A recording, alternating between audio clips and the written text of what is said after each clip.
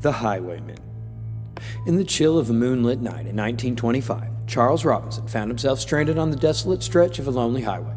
His old Ford had sputtered and wheezed to a stop, leaving him cursing his luck in the darkness. The nearest town was miles away, and the only company he had were the shadows dancing in the moonlight. As he stepped out of the car to assess the damage, he heard the unmistakable crunch of footsteps on gravel. Charles tensed. His heart quickened as he turned to see two shadowy figures approaching him. Relief flooded through him as he realized they were just fellow travelers, or so he thought. "Evening, gentlemen," Charles called out, hoping they could help him with his car trouble. But as they drew closer, he noticed something unsettling about them. Their faces were obscured by wide-brimmed hats, and their coats were tattered and worn, like something out of a bygone era. The taller of the two spoke, his voice low and gravelly. "Looks like you're in a bit of a pickle, friend. Need a hand?" Charles nodded, grateful for the offer. The men set to work, but as they worked, Charles couldn't shake the feeling that something was off. It was then that he noticed the glint of steel in the moonlight, a knife tucked into the belt of the shorter man. Panic surged through Charles as he realized the truth. These men weren't here to help him. They were here to rob him.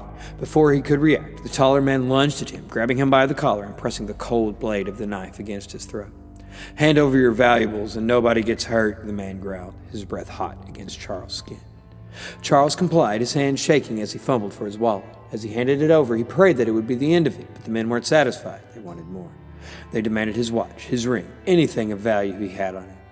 Terrified, Charles complied, feeling a cold sweat breaking out on his brow. But just as he thought things couldn't get any worse, he heard a sound that chilled him to the bone, a low, guttural growl coming from the darkness behind him. He turned, his heart pounding in his chest, to see a third figure emerging from the shadows. This one was different, though. Its eyes glowed with a malevolent light, and its skin was stretched tight over its bones, like a corpse brought back to life. With the sickening realization, Charles knew that he was facing a creature of the night, a demon straight from the depths of hell, and it was hungry. As the demon advanced, Charles knew he only had one chance. With a desperate cry, he broke free from the grasp of the robbers and ran, his heart pounding as the gravel he sprinted towards the safety of his car. He could hear the demon's unearthly howls behind him, feel its hot breath on his neck. With one final leap, Charles reached his car, slamming the door shut behind him and locking it tight.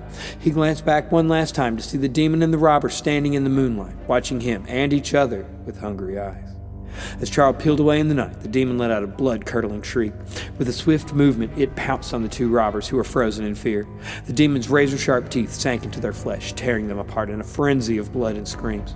Charles watched in horror from the safety of his car as the demon feasted on the robbers, their cries echoing through the night.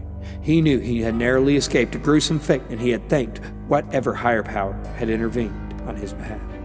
As he drove away, the image of the demon tearing into the robbers burned itself into his memory, a chilling reminder of the horrors that lurked in the darkness. He vowed never to travel alone on that highway again, lest he meet a similar fate.